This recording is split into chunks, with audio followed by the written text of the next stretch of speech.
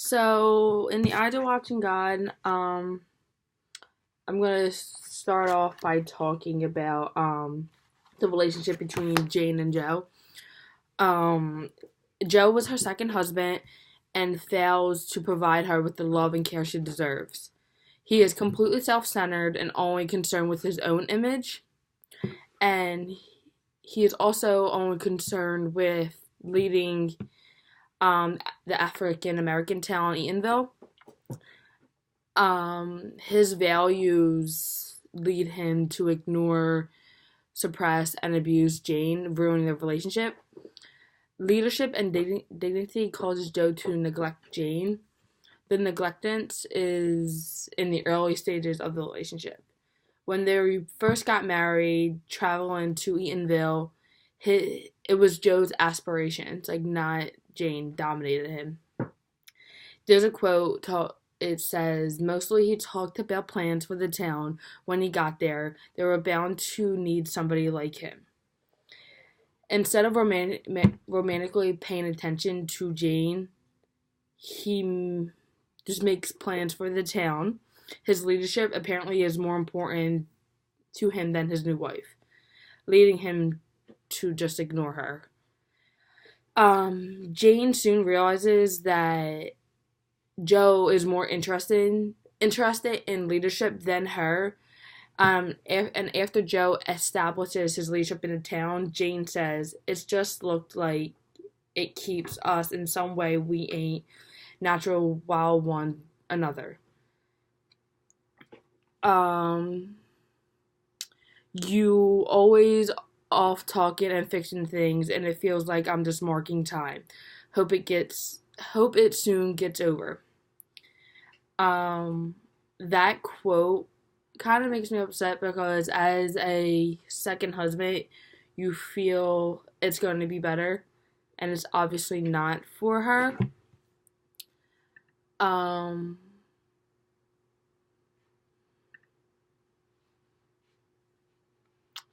he just ignores and neglects Jane, and it makes her unhappy. And Joe's value of leadership over Jane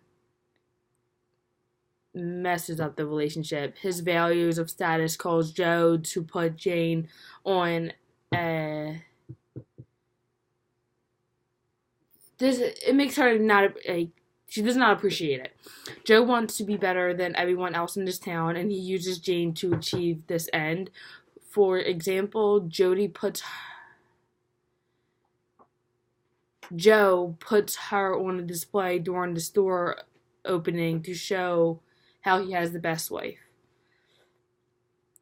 Um,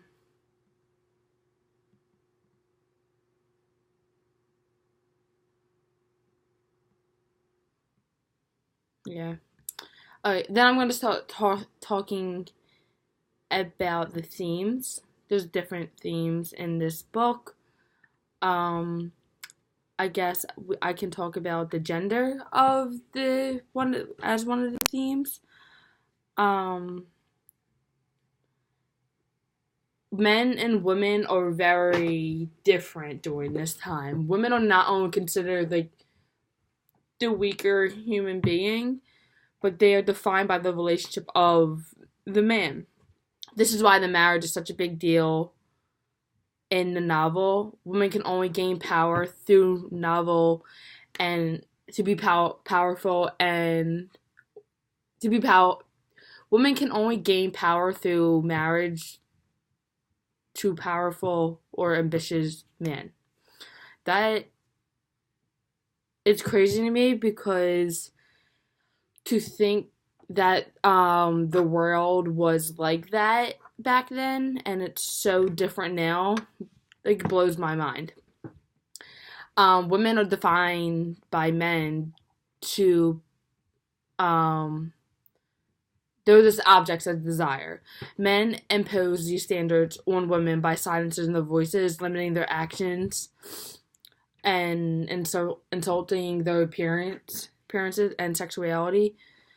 Um, when women show any traditional men characteristics like ambitions, intelligence, authority, um it's like too masculine and unattractive.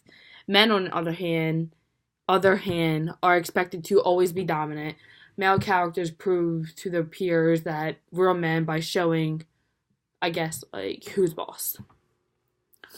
Another theme that we can go off of is love. Um, Love is Jane's main goal. She battles against the view of love as important. Is held the view of unimportant. Her vision of true love is associated with innocence, openness, and understanding. Um,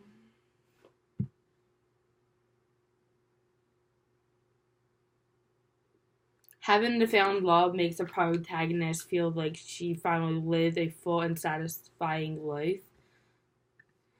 Um, Another one could be um,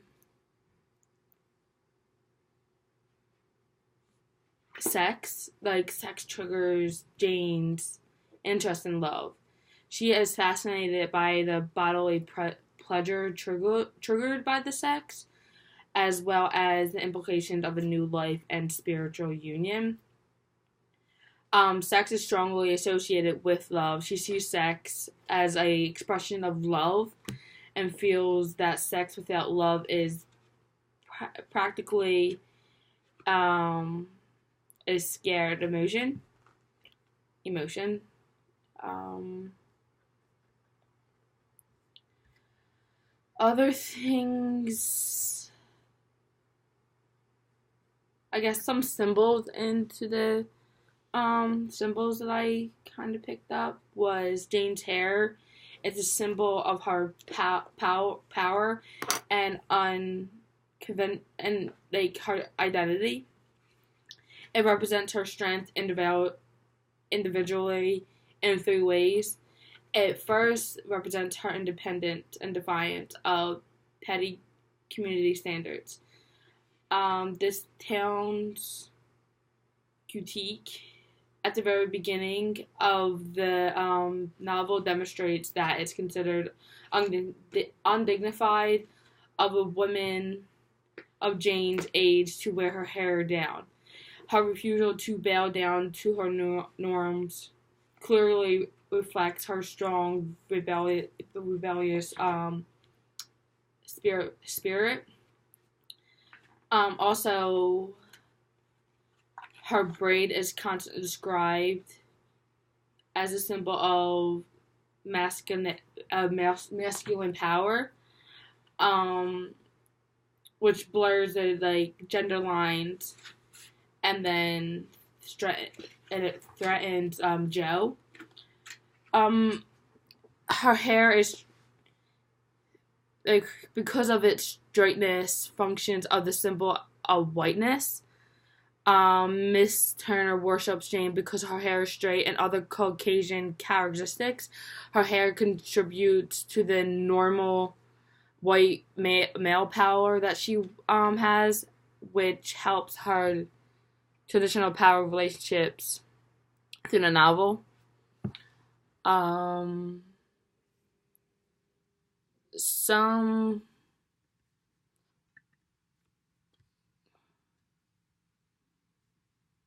quotes in the book. Did I not quotes?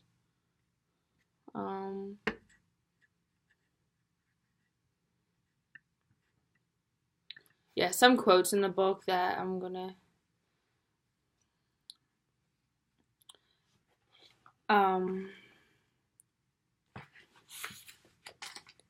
it's in chapter 3, the 4. If you don't want him, you should have.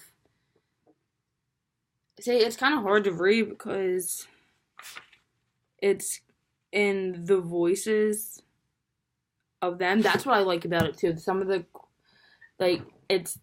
quotes are it's not like hard to read. It's like different for me than what a usual novel would have. That's what I like about it. Just as um if you don't want it's hard to read. If you don't want him, you should have out it. I think. I'm not really sure. That's what's hard. It's on page 23. Um yeah, so I like the I that's how I like the voice. I guess the voice of the book. And how it's written. It's not written as normal, and not it's like not grammar. It doesn't have the right grammar.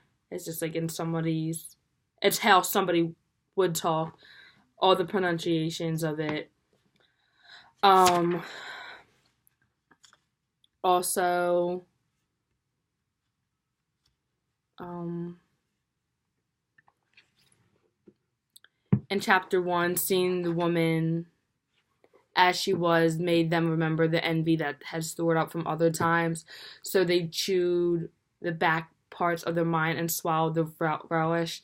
They made burdened statements with questions, killing tools out of last. It's a mass cruelty. Um,